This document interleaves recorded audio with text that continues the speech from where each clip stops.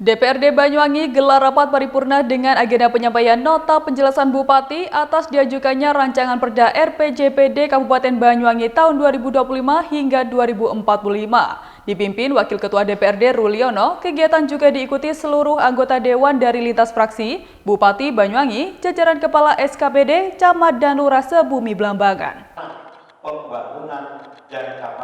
Dalam rapat paripurna yang digelar pada Rabu 26 Juni 2024 itu, Bupati Banyuwangi Ibu Festiandani menyampaikan bahwa rancangan peraturan daerah tentang Rencana Pembangunan Jangka Panjang Daerah atau RPJPD Banyuwangi 2025-2045 itu disusun dalam rangka melaksanakan ketentuan perundang-undangan. Antara lain Undang-Undang Nomor 25 Tahun 2004 tentang Sistem Perencanaan Bangunan Nasional dan Undang-Undang Nomor 23 Tahun 2014 tentang Pemerintahan Daerah, sebagaimana telah diubah 2 kali dengan Undang-Undang Nomor 9 Tahun 2015, termasuk Peraturan Pemerintah Nomor 8 Tahun 2008 tentang tahapan tata cara penyusunan, pengendalian, dan evaluasi pelaksanaan rencana pembangunan daerah.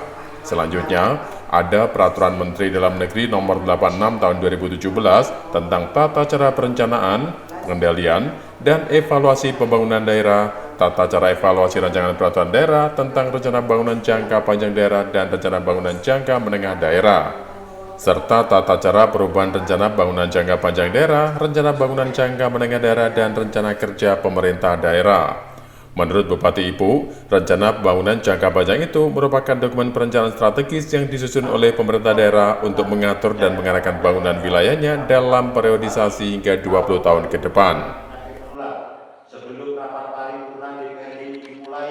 Kita harus berpikir out of the box, karena yang menjalankan atau yang merasakan atau yang menerima manfaat dari RPJPD kita ini nanti 2025 adalah anak-anak kita, cucu-cucu kita. Jadi mungkin saja saya sudah tidak jadi bupati, malah sudah tidak jadi DPR, atau mungkin teman-teman yang sekarang menjadi ASN udah pensiun. Maka konsep kita harus menyesuaikan dengan anak-anak cucu kita yang sekarang tinggal di Banyuwangi untuk beberapa tahun ke depan. Contohnya apa Bu? Mungkin Bu? Contohnya misalkan kita bicara terkait dengan masalah pendidikan. Ya, pendidikan. Mungkin sekarang kita konsepnya adalah merdeka belajar. Tapi di tahun ke depan ini sudah ada kebijakan lagi dari pemerintah pusat lain, dan itu harus menyesuaikan dengan kebutuhan generasi Z, bahkan mungkin generasi di bawahnya Z. Makanya nambahin ini, tadi di rapat itu saya ingatkan bahwa kita ini bukan menerima warisan dari pendahulu kita, tetapi titipan anak cucu. Bagaimana kita amanah dan amanah dan jabatan kita ini titipan dari anak cucu atau generasi yang akan datang.